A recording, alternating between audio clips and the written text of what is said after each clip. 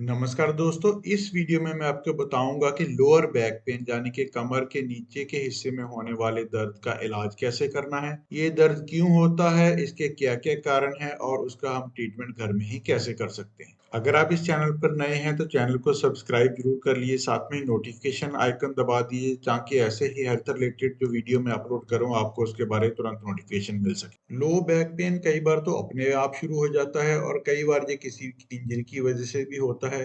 तो सबसे पहले अगर आप अपनी लो बैक पेन का ट्रीटमेंट करना चाहते हैं तो आपको उसका कारण पता होना चाहिए। लो बैक पेन के 4 मोस्ट कॉमन कारण हैं। उनमें से सबसे पहला है मसल और लिगामेंट स्ट्रेन यानी कि आपके मसल्स और लिगामेंट में कोई खिंचाव पैदा हो गया है। दूसरा जो एक कॉमन कारण है वो है बल्जिंग या रप्चर डिस्क जिसको हम स्लिप डिस्क या हर्निएटेड डिस्क भी कहते हैं। उसमें क्या होता है कि आपके जो मणकों के बीच में डिस्क होती है वो बल्ज होके आपकी किसी नाड़ी के ऊपर या नर्व के ऊपर प्रेशर डालती है, जिसकी वजह से आपको sciatica की पेन भी हो सकती है। तीसरे नंबर का जो कारण है वो है फैसेट जॉइंट आर्थराइटिस यानी कि आपके जो वर्टिब्रे या मणकों के बीच में जोड़ है उनमें थोड़ा घिसाव आ गया है। और चौथे नंबर पर है ऑस्टियोपोरोसिस यानी कि आपकी बोन्स का वीक हो जाना। ये थोड़े एल्डरली लोगों में 70 के ऊपर के लोग 70 साल की उम्र के ऊपर के लोगों में होता है, जिसमें आपके जो वर्टिब्रे हैं वो कमजोर हो जाते हैं और उनमें फ्रैक्चर डेवलप हो जाते हैं। ये भी बहुत ही कॉमन कारण है एल्डरली लोगों में लो बैक पेन का। दोस्तों, लो बैक पेन या sciatica का ट्रीटमेंट आपको बताने से पहले मैं कुछ ऐसे रिस्क फैक्टर्स के बारे में बताऊंगा। अगर आप इन रिस्क फैक्टर्स को अपनी लाइफ से रिमूव कर देंगे तो आपका जो लो बैक का पेन है वो काफी हद तक ठीक हो जाएगा। सबसे पहला तो जो रिस्क फैक्टर है वो है लैक ऑफ एक्सरसाइज। देखिए, जो हमारा स्पाइन या रीढ़ की हड्डी है उसको एक तो हमारे कमर के मसल सपोर्ट करते हैं और दूसरी तरफ हमारे पेट के मसल्स जो आपको इसको सपोर्ट करते हैं। अगर ये दोनों मसल्स वीक हैं तो आपका जो स्पाइन है वो अनस्टेबल रहेगा। वो किसी छोटी सी इंजरी या छोटा आगे के झुकने से वजन उठाने के से भी उसमें अनस्टेबिलिटी हो जाएगी, जिसकी वजह से आपको बैक पेन हो जाएगी। तो आपको अपने पेट और बैक के मसल्स की एक्सरसाइज रेगुलर करनी है। दूसरे नंबर पर है एक्सेस वेट। अगर आप ओवरवेट हैं तो आपकी बॉडी के ऊपर ज्यादा वेट पड़ेगा, स्पाइन के ऊपर ज्यादा वेट पड़ेगा, जिससे आपको बैक पेन होने के चांसेस बहुत बढ़ जाएंगे। तो आप अपना वेट कम करके भी अपनी जो बैक पेन है उससे आप काफी हद तक छुटकारा पा सकते हैं। तीसरा जो बहुत ही कॉमन कारण है वो है इम्प्रॉपर लिफ्टिंग यानी कि गलत तरीके से अगर आप वेट उठाते हैं, दोबारा दोबारा आप आगे को झुक के वजन उठाते हैं तो उसकी वजह से आपकी स्लिप डिस्क या डिस्क हर्निएशन होने के चांसेस बहुत ही बढ़ जाएंगे। इसका मैं आपको आगे ट्रीटमेंट में डिटेल में बताऊंगा कि आपको वेट उठाते समय किन किन चीजों का जो प्रिकॉशन रखने हैं, ध्यान रखना है ताकि आपका स्लिप डिस्क ना हो। इसके बाद में अगर आपको डिप्रेशन है, आप बहुत ही एंजाइटी वाले पर्सन है, आपको बहुत जल्दी एंजाइटी हो जाती है, तो आपको जो है बैक पेन होने के चांसेस बहुत ही ज्यादा बढ़ते हैं।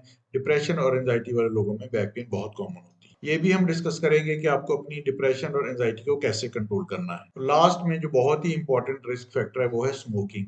स्मोकर्स में एक तो खांसी का आने का काफी कारण होता है, जिसकी वजह से दोबारा दोबारा आपका जो डिस्क के ऊपर स्ट्रेस पड़ता है।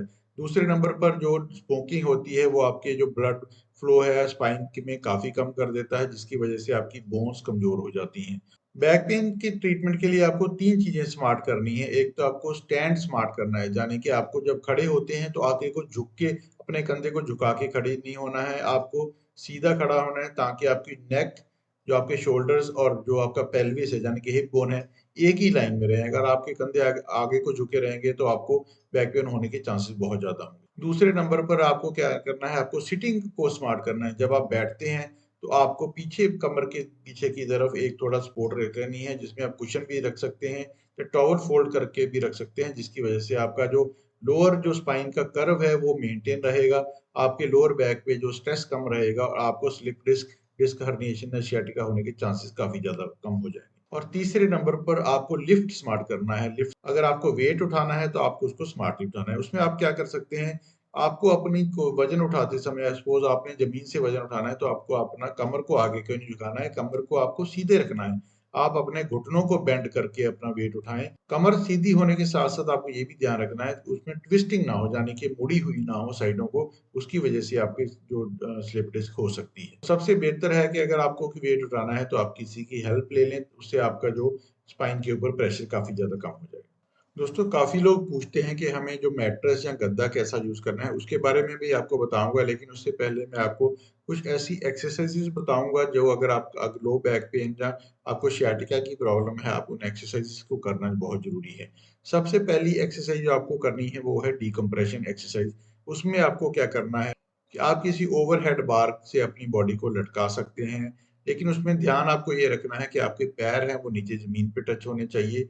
पूरे हवा में आपको नहीं लटकना है, पूरे हवा में लटकेंगे तो आपके जो low back pain, lower back के मसल्स हैं वो स्पाज्म में चले जाएंगे और आपकी जो डिकम्प्रेशन है यानी कि वर्टिब्रेस के बीच में, मणकों के बीच में स्पेस है वो बढ़ेगी नहीं।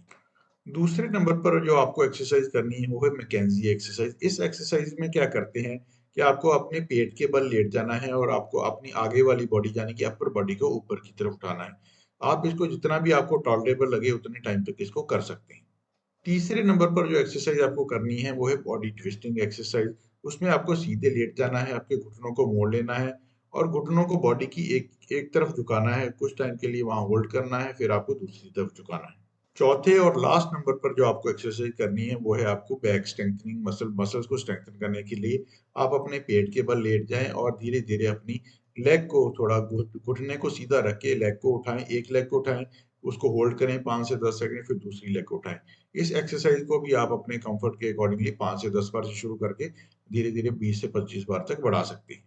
तो दोस्तों अब हम बात करते हैं कि आपको मैट्रेस या गद्दा कैसा यूज करना है। रिसर्च में ये पाया गया है कि मैट्रेस या गद्दे का कोई बहुत ज्यादा रोल नहीं है बैक पेन के ट्रीटमेंट में, लेकिन फिर भी आपको गद्दा ऐसा यूज करना है कि ना तो वो बहुत ही सॉफ्ट हो और ना ही बहुत हार्ड हो, यानी कि फर्म मैट्रेस आपको यूज करना है जो आपकी बॉडी की कंटूर या शेप ले ले, ताकि आपके स्पाइन के ऊपर स्ट्रेस कम हो जाए। तो दोस्तों मुझे उम्मीद है आपको ये वीडियो अच्छा लगा होगा। इस वीडियो को लाइक और शेयर जरूर करें, साथ में चैनल को सब्सक्राइब करें। हम ऐसे ही यूजफुल वीडियोस लेके आते रहते हैं। बैक पेन और sciatica से रिलेटेड मैं और भी कुछ वीडियो बनाना है तो जरूर हमारे चैनल के साथ इन कांटेक्ट रहिए।